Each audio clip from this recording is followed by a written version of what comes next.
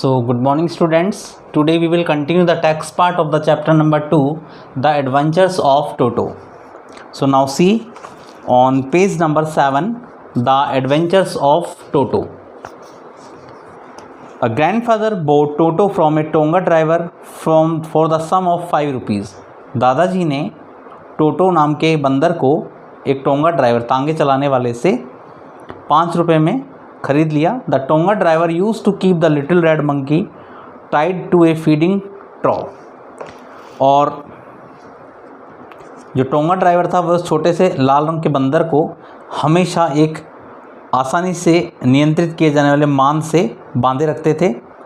And the donkey looked so out of place there that grandfather decided he would add the little fellow to his private zoo. और जो बंदर था वो इतना शालीन सा दिख रहा था कि उन्होंने दादाजी ने तय कर लिया था कि वह उनके प्राइवेट जू को आकर्षण को थोड़ा और ज़्यादा बढ़ा देगा.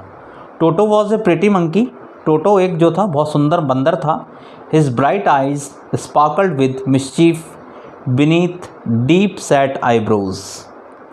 और उसकी जो चमकदार आंखें थी वो चमकती रहती थी शरारतों से. उसकी आंखों में शरारतें चमकती रहती थी जो ठीक उसके आईब्रोज के नीचे सेट थी. एंड हिज टीथ, उसके दांत, विच वर ए पर्ली वाइट, जो बिल्कुल एकदम मोती जैसे सफ़ेद थे. Were very often displayed in smile, वो प्राय कभी प्रदर्शित होते थे मुस्कुराहट के समय. That frightened the life out of elderly Anglo Indian ladies, जो कि बाहर बड़ी एंग्लो इंडियन जो लेडीज़ होती थी उनको डराने का काम करते थे. But his hands looked dried up, लेकिन उसके हाथ बिल्कुल सूखे से नज़र आ रहे थे. As though they had been pickled in the sun, जैसे कि वो सूरज की जो रोशनी होती है उससे पूरी तरह से सूख गए हों. And then yet his fingers were quick and wicked, लेकिन उसकी जो उंगलियां थी वो बहुत तेज़ थीं. एंड हिज टेल, और उसकी पूंछ, while adding to his good looks. Grandfather believed, दादाजी भी विश्वास करते थे, that a tail would add to anyone's good looks, कि जो पूंछ होती है वो किसी भी व्यक्ति की सुंदरता को बढ़ा देती है. ऑल्सो सर्व्ड ए थर्ड हैंड, और वो एक तीसरे हाथ का काम भी करती है. He could use it to hang from a branch, वह इस पूंछ का प्रयोग कर लेता था एक शाखा से लटकने में. It was capable of scooping up any delicacy, यहाँ तक कि वह किसी भी चीज़ को उठाने या चलाने में भी काम में आ सकता था. एनी डेलिकेसी, किसी भी समस्या से बचा सकता था.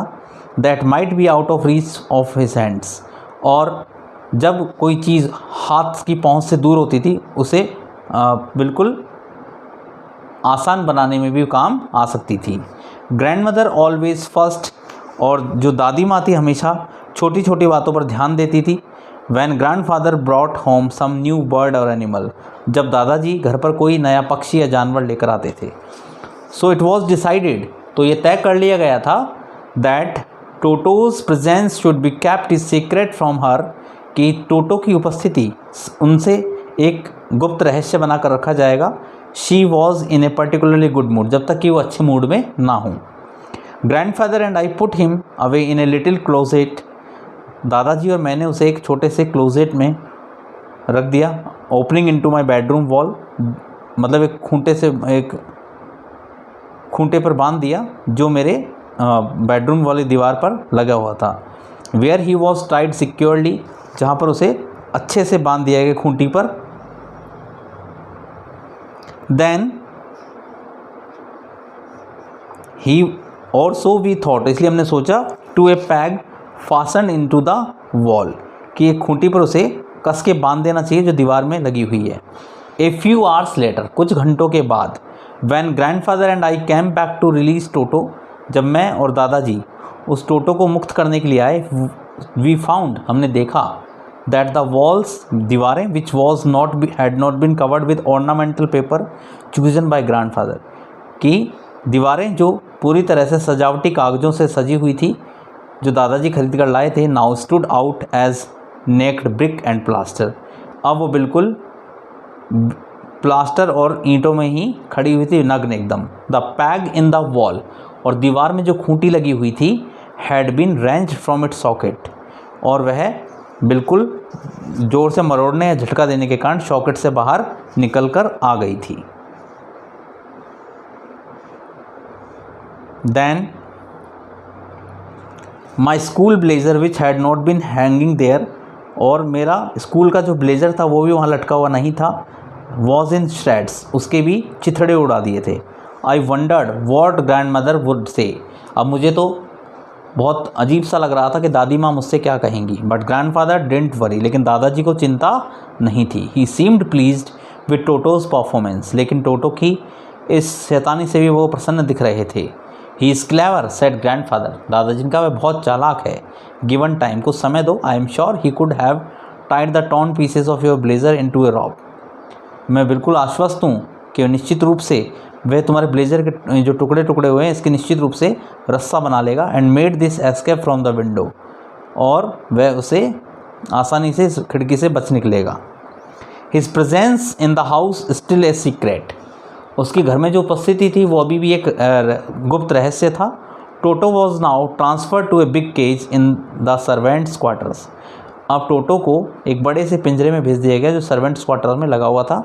Where a number of grandfather's pets lived very sociably together, जहाँ पर बहुत सारे दादाजी के पालतू जानवर सामाजिक रूप से एक साथ रहते थे। A tortoise, a pair of rabbits, a tame squirrel, for a while my pet goat, but the monkey wouldn't allow any of his companions to sleep at night, लेकिन जो बंदर था वो किसी भी साथी को रात को सोने नहीं देता था।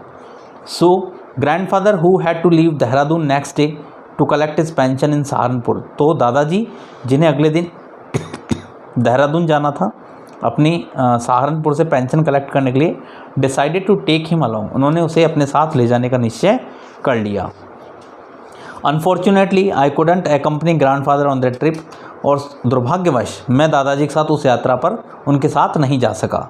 But he told me about it afterwards, लेकिन उसके बाद उन्होंने मुझे बताया a big black canvas kit bag was provided for Toto, कि एक बड़ा सा काले रंग का कैनवास किट बैग टोटो के लिए दिया गया। This for some straw at the bottom became his new abode, और जहाँ पर कुछ इसके लिए वो एक नया निवास स्थान था।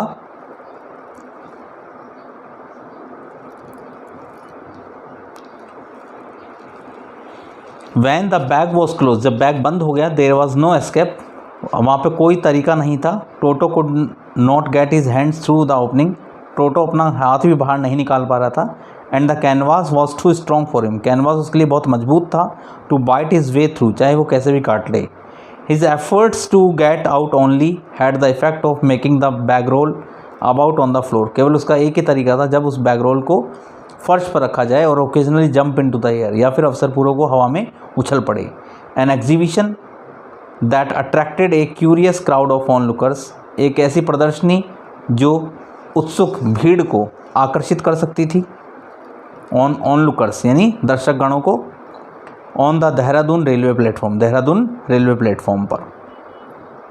टोटो remained in the bag as far as Saharanpur, यहाँ तक कि सहारनपुर में टोटो अभी तक भी उस बैग में ही था।